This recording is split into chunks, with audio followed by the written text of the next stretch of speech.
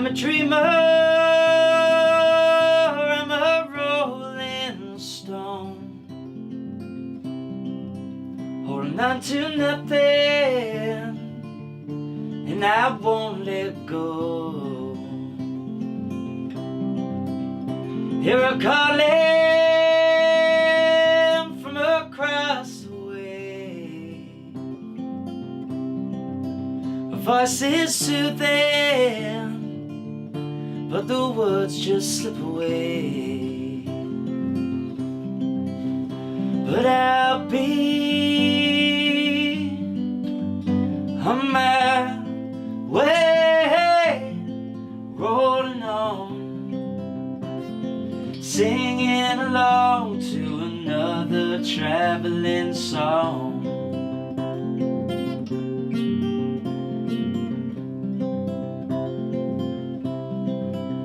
Well, I'm older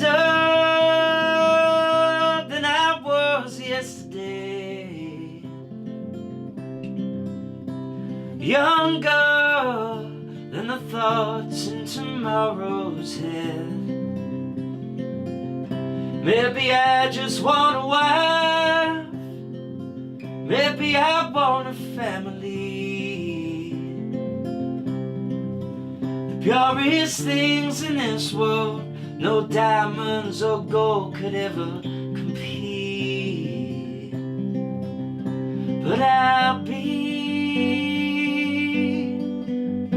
on my way, rolling on, singing along to another traveling song.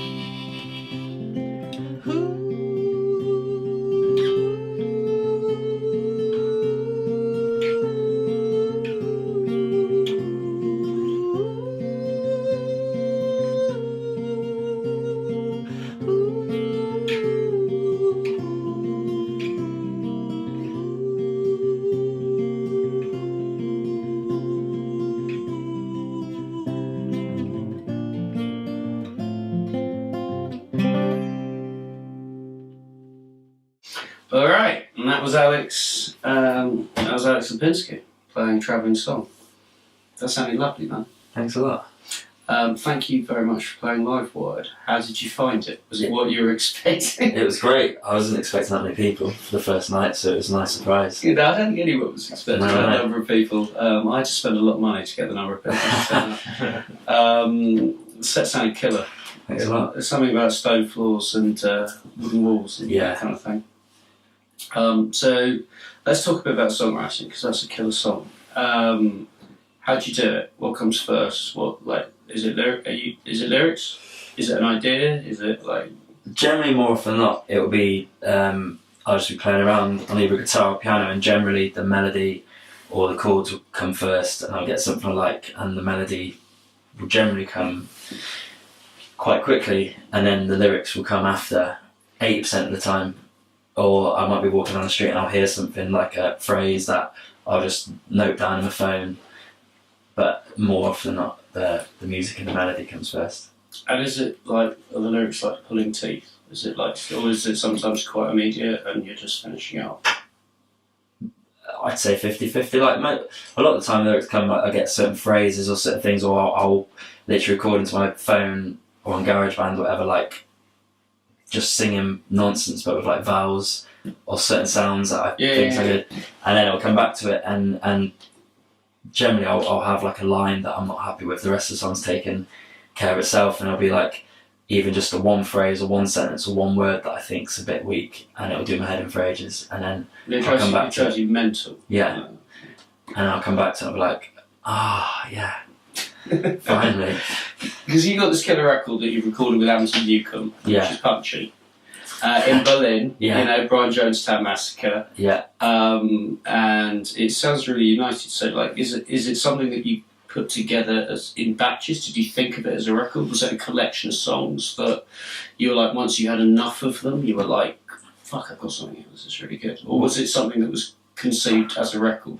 Well, Anton, how we got working, he saw a video of mine on YouTube doing like playing solo acoustic of a song on my last record, and he basically got in touch with me saying he wanted to put on my next album, and because he saw that live performance in his head, he wanted to basically me to come over with my songs and record them in their most natural, raw state, how he saw them, and it with like I guess an old kind of 60s style sounding record, folk record, like leaving everything in there. So we kind of set up myself and my brother Adam in like a round with like a big old RCA microphone, like a 1938 one, and which he used to use like the RCA studios, like Frank Sinatra recordings and everything. And some like close mics, and my brother was learning the songs as we went along, because I'm left-handed, he's right-handed, he was looking at me, it was like a mirror. So we just got some beers from the shop, and one evening kind of sat around, and Anton just hit record, and we play maybe like a take or 2 takes, 3 tops of each song, no click or anything, and by like midnight we kind of recorded everything, and we went out that night and then listened back the next day, and like, I don't think we're gonna better what we had last night. Like the vibe, everything about that night, it just fell. Is that like Stuff of Dreams? And like the guy from that sounds like how the Jayhawks got signed when someone heard like a demo down the phone. Like when Anton Newcomb like sees a YouTube video like kids and stuff who are making music, and it's like, and then the guy from Brian Jonestown Massacre from Dig, like saw that and then picks up the phone. Yeah, well, a friend of mine, Chris Dolan, who lives in London, he's kind of been championing my music for a few years. I think he tweeted it, and Anton saw it, and that's how it kind of got thing. But Anton, he don't really listen to demos or anything, so it was kind of just I don't know what he's doing that day. He saw it, and then we got together, and we were kind of on the same wavelength. But he's kind of on a different wavelength creative anyway, so he'd be throwing out stuff and ideas, we just go along with it because it's like, well, yeah, I didn't think of that, and if it worked, great. If it didn't, then we just not do that. Because I've heard some. I mean, we've been doing some shows together. Full disclosure here. Yeah. Alex and I have been doing a couple of shows together, and we've got Birmingham tomorrow, and we were in Nottingham last week, and some of the new demos sound amazing. I mean, they sound like, to me, like that's like the best. Like, I mean, I love the record, as you know, but like the new stuff sounds like the best thing you've ever done. So, and you're taking that. What's happening with that? Let's talk about that. So I'm going in the studio in Bristol in April to record like 4 or 5 new tracks. So that'll be either on an EP or there'll be part of an album which I'll be recording the rest of later in the year. I haven't really decided whether it's going to be an EP or part of a full album. We're just going to go in with my band and have 4 or 5 songs I think that sound together and that we've played live a few times before and that I'm happy with, and we'll see where we get with them, see how they sound like, and decide whether on an EP or a full album. Okay, so let's dig deep into Alex Lipinski. You're at a bar and they serve anything in the world. Yeah. What do you order? What? Just drink wise, are you on about? Yeah, let's start with drink. Okay. I'd order. So like beer. They've got favourite beer. Let's narrow it down. Okay, Żywiec, which is a Polish beer, which my sister lived in Krakow for 20 years, so every time I go there, I try Żywiec or Tiski. They're both good. You'd have Tiski. I've never had Tiski in. It's Polish, right? Yeah. Tiski. I've never had Tiski in Poland. It's great, yeah. Is it like Guinness in Ireland? Yeah, like you can get Żywiec over here in bottles, but it's quite harsh. But a nice Żywiec, like draft, is great. Żywiec Peroni I like as well. There's a great FS beer, Turkish beer is great as well. Yeah. Okay, dream guitar. Literally anything, like money, no object. Well, my dream guitar for years. I've got this guitar for you, man. My dream guitar for years was a hummingbird, which I say it took me about 20 years to save up for, which I finally got. So that now I've got you're it. a lefty. Yeah, Isn't yeah. that is that soul destroying? Yeah, it's a pain in the ass. It's yeah, I had to get it from Dublin because there was none in the UK by the time I could afford it. So how old is it? It's fairly new. It's like 2014, I think, or 13. Sounds great. Yeah, and they get better with age, so I'm told. Like Yeah, fine wine. so let's just wait around. Ask me in 50 years. But yeah, I mean, I love a J200. Like, grew up on like Elvis Presley and seeing the big kind of Gibson J200, which is great. Or I play bass as well, so a Ricky. Yeah, so let's Ricky talk bass. Yeah. Ricky bass. Yeah, I got a Fender P bass and a Hofner, so a Ricky bass would be nice and greedy. Nice. Are you impressed by the EB3 in the corner? I am. I didn't want to say anything, but No, yeah. of course. I was looking at your Gretsch Viking, and I was impressed with that. Thanks, man. I wasn't sure if they're just here for show or whether you just, you know. Yeah.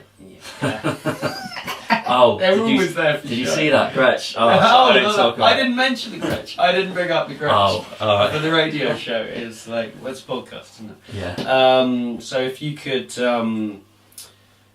get someone covers like an Alex Lipinski track, who is it? Like one of the legends. What you made up? Like who is it? Is it Cohen? Is it Dylan? Is it Waits? Who's your guy? Springsteen, probably. What would you get him to cover? What would I get him to cover? I know I'm putting you on the spot. Okay. Well, I've got a new song that it kind of which no one's heard yet. Which, There you go. You'd which he would absolutely probably, go. yeah, Yeah, great. which he would probably record. Okay, no, of course. Yeah. So What's that called? The Day Love Left Town. That sounds like a Springsteen Yeah. track. Yeah, it's kind of.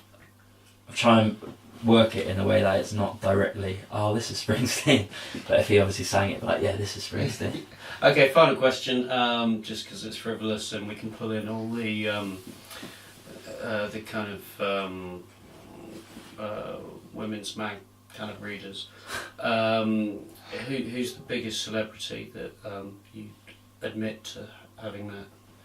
I've met a few mayors, like I met Brian Wilson and Ray Davis, and they've all been dudes. But in terms of actually going out with, probably Liam Gallagher, because I was me and Bonard are in a side project we did a couple of years ago called Phonies and the Freaks. We did an EP, and we've got an album's worth of material which we're going to record at some point. But we were out in London, and we kind of ended up going on a lash in North London, and Liam kind of met up with Liam, and he's great as well. He's just an absolute dude and hilarious, and we just end up back at his gaff and drinking till the early hours and singing Acquiesce and Elvis Presley in his kitchen. It's just a very casual celebrity story, isn't it? Yeah. Just I chill. like the fact that Liam's just a dude. He's great. Yeah. Absolute dude. Yeah. Because I saw him in a Hampstead pub and he just walked in and he had his whole entourage with him. It was in the Holly Bush.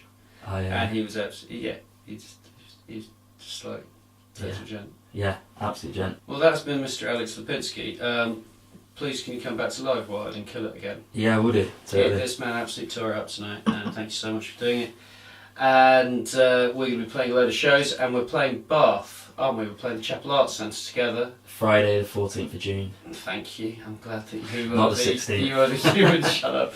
I'm glad you're the human diary between the two of us. And we have Mr. Dave Fiddler playing with us as well, who's also just released a new record, and is exceptional. And I'm going to be getting him on the pod too. Thank you very much. Thank you. Pleasure.